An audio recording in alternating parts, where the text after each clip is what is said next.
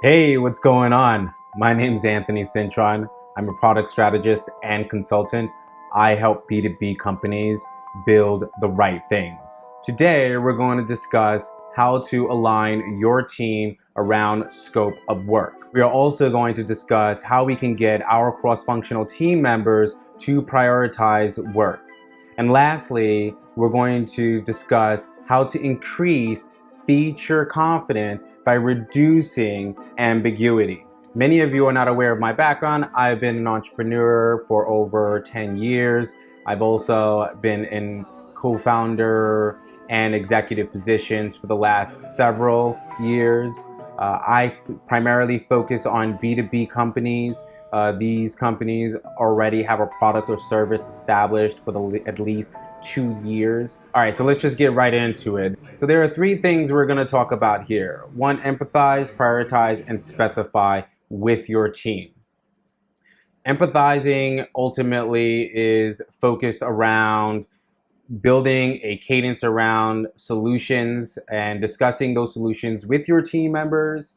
Once you've completed those type of discussions, if you have mock-ups or any kind of specifications, you can then begin to start organizing all of your feature lists to ensure that your hierarchy of your feature list is easily understood by your team. And this could be a list view in Asana, this could be a list in, in a spreadsheet, or you can use a service such as Product Board or AHA. Then you're going to want to prioritize this list once it's in this centralized system. And by doing that, you need to make sure that you're picking the right people to have discussions around these features with. And so I would really work with business and engineering and design. Those are the right people.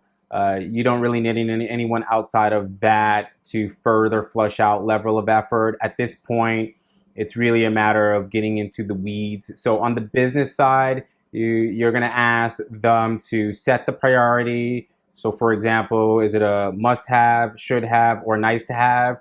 And you want to also have the business team set the value. Is this feature in this list barely valuable or extremely valuable as it relates to your product objectives?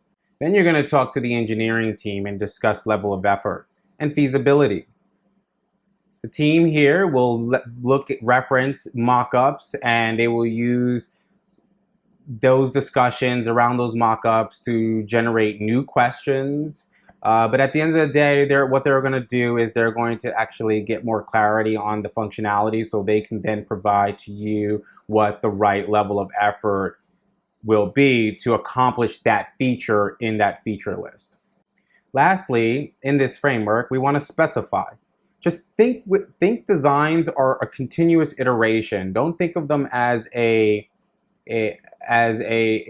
fixed solution. So once you've had your team ideate this design, and now that you have this mock-up, you don't stop there, right? You want to reduce ambiguity. Just because you have a bunch of shiny, pretty elements in your design and you have some general understanding of what the solution is going to be doesn't necessarily mean that it's done. One, there may be some underpinnings within that feature or that solution that hasn't been discussed.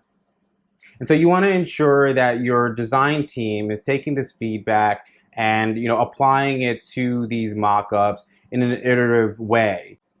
And so for the business team, in order to continue to make specifications accessible, yes, they want to be able to access the designs and the mock-ups, but they also want to see an update on that prioritized list. So that list should provide more details on what the team has surfaced over a period of time. I use 3 tools to manage 3 different discussions. I use Product Board to discuss prioritization of the backlog and roadmap. I use Figma for high fidelity mockups.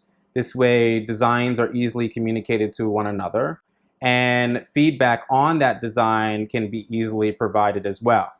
And most importantly, engineers can take those assets easily and translate them over to their implementation environment. Lastly, I use Miro, formerly known as real-time board. I use Miro for low fidelity designs. And so this is for more information architect related items. So for example, information flow, different scenarios on how functionality should behave. These are typically in a low fidelity form. You cannot accurately determine when you can deliver on a release unless you've gone through the entire solution design process where you've built shared understanding. And then after that, you would have to make sure that you're providing the right level of effort and impact level to your features to then generate a prioritized list. But even then, you don't even know like whether the values that were set from the engineers are accurate. Actually, they're not accurate. So what I would recommend for you is to really think about waiting a few more sprint cycles after you've set the level of effort, after you've already defined what's going to be in the next couple of releases. And so when you're like in release number 2, perhaps you'll have more clarity around outcomes and velocity amongst the team, so what that lead time and cycle time may be. And only until you can understand why you're below or above performance in terms of speed and confidence in your delivery of solutions should you commit to a hard deadline. Keep those deadlines really soft. Business teams are results driven. They're going to want to hold you accountable for these deadlines, but really at the end of the day, they tend to aggressively do that when confidence is low, velocity is low, and it's not clear what features are actually adding value to the end user. And so that's why we build shared understanding, we define priority, we define value and effort in an iterative way. This way everyone is always in the loop and always part of the conversation and always part of the decision making when you need to make compromises. And when you have that type of level of transparency, the team has a higher confidence in delivery. So setting value, priority, and effort at a fixed value is not a good recommendation. What I recommend is that you constantly go back to this backlog and you have these discussions with your cross-functional team members so you then can improve the value that's set to each of these levers and over time they become more accurate. My name's Anthony. Hopefully this video added a lot of value to you. If you have any questions about empathizing, prioritizing, and being more specific with your cross-functional teams, please feel free to drop a comment, and I'll see you soon. Ball it up, I'm with the gang. We taking shots off the rebound. Fucking my posters, say now. I've been humble too long, yeah. Tell them all I stay calm, yeah. Tell them all I move on, yeah. Fucking my posters, say now. They be lost in the sauce, yeah. Took a loss, that's your loss, yeah. Had to get my point across, yeah. Heard them lasers talking now and we don't pay that no mind. Didn't need to watch and know that I'll be here in no time. Put a candle on it, had to tell them they could blow mine. Lights, camera, action, ayy, shows.